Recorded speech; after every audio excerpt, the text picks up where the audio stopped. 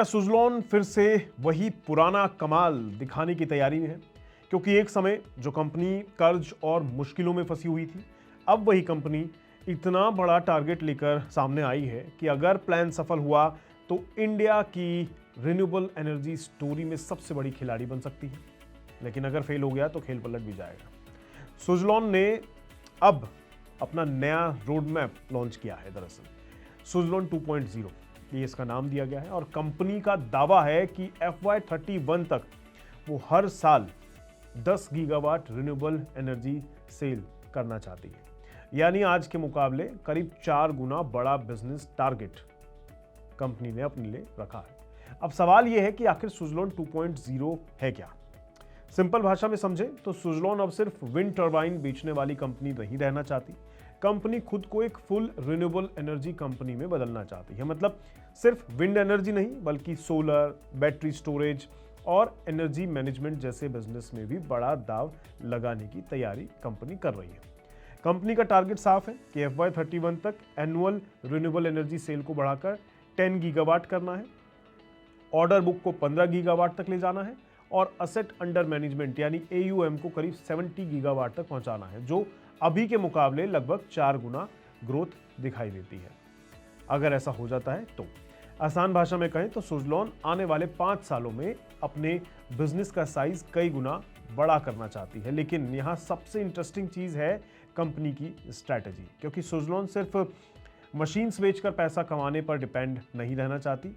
Company अब recurring income model बनाना चाहती है, यानी एक बार प्रोजेक्ट लगाने के बाद सालों तक मेंटेनेंस और असेट मैनेजमेंट से लगातार कमाई होती रहे, ऐसा ये मॉडल तैयार करने की कोशिश में लगे हैं।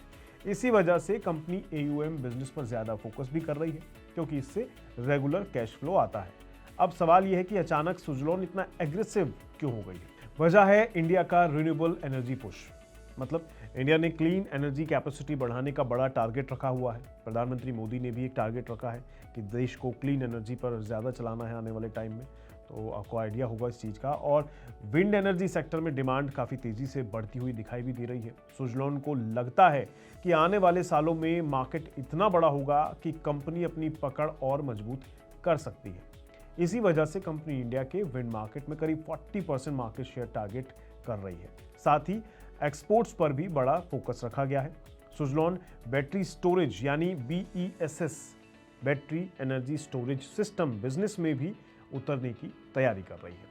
कंपनी 2027 तक बैटरी मैन्युफैक्चरिंग फैसिलिटी बनाने का प्लान कर रही है, ताकि रिन्यूएबल एनर्जी की सबसे बड़ी प्रॉब्लम यानी कि बिजली स्टोरेज को सॉल्व किया जा सके। क्यों? क्योंकि सोलर और विंड एनर्जी लगातार नहीं मिलती है, इसलिए बिजली की स्टोरेज करना फ्यूचर का बड़ा बिजनेस माना जा रहा है।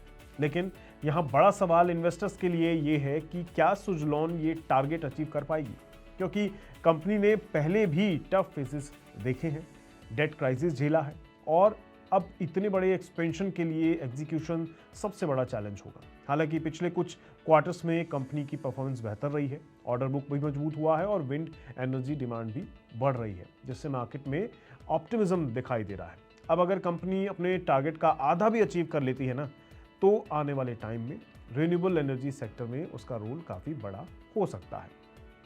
लेकिन फिलहाल ये एक बड़े सपने जैसा है, जिसे ज़मीन पर उतारना कंपनी के लिए सबसे बड़ी परीक्षा होगी।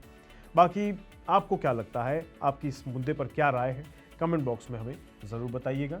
आज के लिए इतना ही, दीजिए इजाज़त, नमस्कार।